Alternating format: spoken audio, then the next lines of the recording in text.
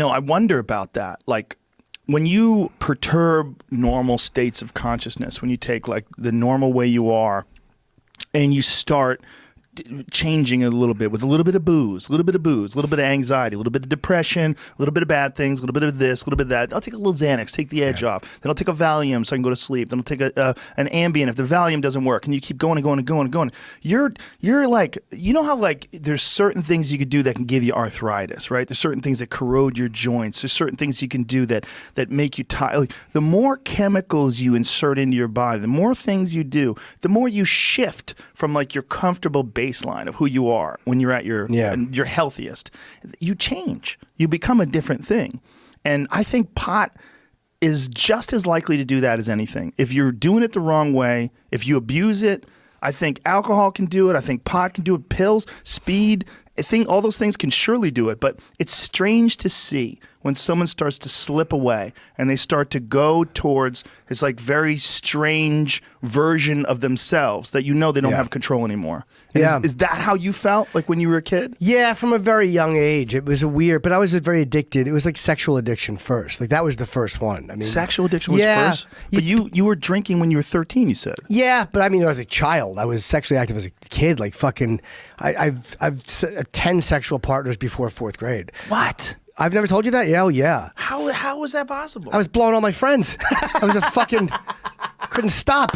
How did that get started? I don't remember the first one, but I remember there's a picture. I can date it because there's a picture of me when I was a kid when I split my head open. And I remember I split my head open running from the boy who was a year older than me. And I used to blow him, but I was scared of him. He was terrorized me, but I would. I remember him trying to fuck me once too, but I couldn't do it. Like I vaguely remember I was in the hallway, my pants were down, and his fucking dick always smelled like fucking mothballs because he wore fucking Budweiser bathing trunks. They had Budweiser on them, and he wore Budweiser bathing trunks. So did he have like mothballs in his dresser drawer? He must have, but that smell is a visceral memory I have of that kid. He's the kid that pissed in my mouth. I was in a public pool in Edison, New Jersey. This is how young I was. I didn't know that. So I went and I was blowing him underwater, and then he goes, I popped up because he pissed in my mouth. So I popped up. I'm like, don't do that anymore. And he went, all right. I put my foot down, and then went back, and he did it again. So I stopped blowing him at that moment. He pissed in my mouth twice in the pool. Dude, that is hilarious. So you're blowing him in the pool. Yeah, I didn't think people could see me. Underwater? I was so young. If I can't see them, they can't see me. Like that's. But the photo I have with the split on my head is 1973.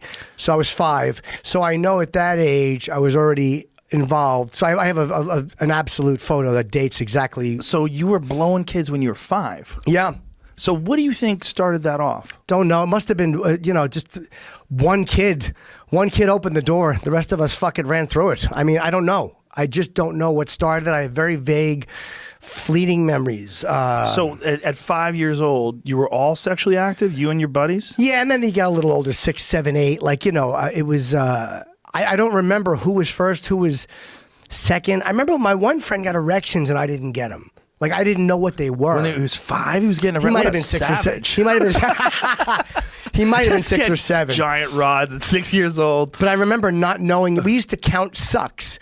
That's what it would do. Like, all right, I'll give you 10 and you give me 10. So you would have 1, 2, 3, and you would fucking count. Did you develop technique? Did you figure out like what's the best way to suck a dick? I don't know. At that age, I don't think so because I think it was all about getting you to do me after. Oh, right. I think that was kind of the goal. Right, of course. But there was a lot of it, man. And I can date it because I moved Halloween of 4th grade to North Brunswick. So any experience that happened in this place, I know it happened before then. Yeah. Wow, that's crazy. So do you think that did you know that if this kid was molested?